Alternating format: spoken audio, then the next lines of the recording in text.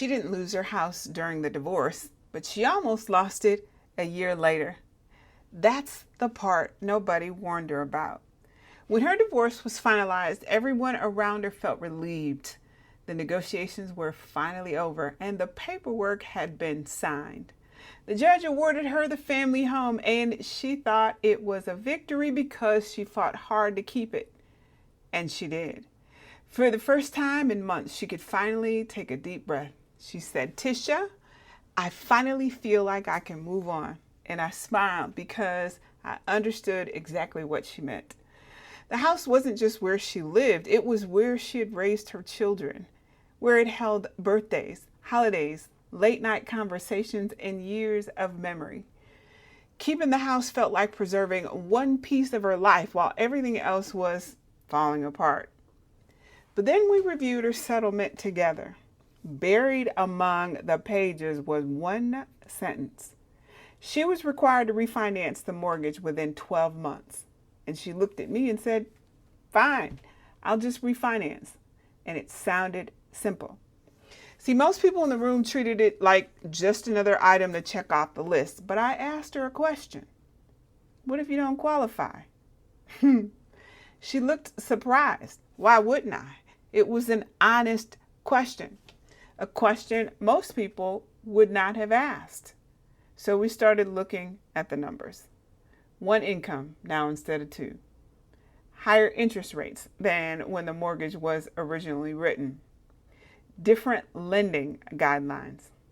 Monthly obligations that had changed dramatically now that she was single. And suddenly, what looked simple didn't look so simple anymore. 12 months passed. She submitted her loan application and a few days later, the lender called. "Sorry, you don't qualify." That's when it got real. The house that she had fought so hard to keep, the house that she believed represented her security, was certainly uncertain. Not because she'd done anything wrong, not because anyone had misled her, but because no one had stopped to ask whether the plan was actually realistic. When she called me, she said something I'll never forget. She said, "I thought getting the house meant everything was settled." And that's when I told her something I now tell every woman navigating divorce. Winning the house is one thing. Being able to keep the house is something different. They are not the same decision, and that realization changes everything because during the divorce, everyone is focused on negotiating the agreement. But life, real life, is focused on something very different. And that is, can the agreement actually work out after the divorce is over? That's the question that protects your future, not just who gets the house. It's, can you qualify to finance if that's required? Can you refinance if you need to? And if you can't, what happens next? How will this decision affect your cash flow, your credit, your future borrowing power, and the opportunities you'll have 5 years from now? See, those aren't legal questions. Those are life questions. And they deserve as much attention as the settlement itself. Because your divorce agreement is one event. Your financial future is the next 20 or 30 years. Those two deserve to be connected by strategy, not assumptions. So before you celebrate getting the house, ask yourself a very different question. That is, does my plan actually work after the divorce is over? That single question can change everything because the goal isn't simply to negotiate an agreement.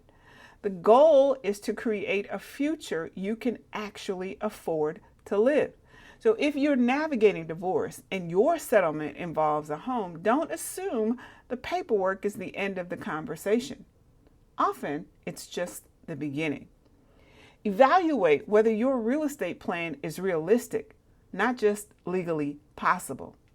Walk through your mortgage, refinancing options, equity, cash flow, and long-term goals so you understand not only what you're agreeing to, but whether that agreement supports the life you're trying to build.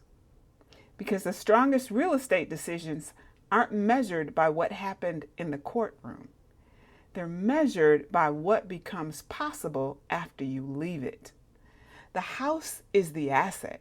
Your future is the investment. It's your girl Tisha, your real estate strategist of choice.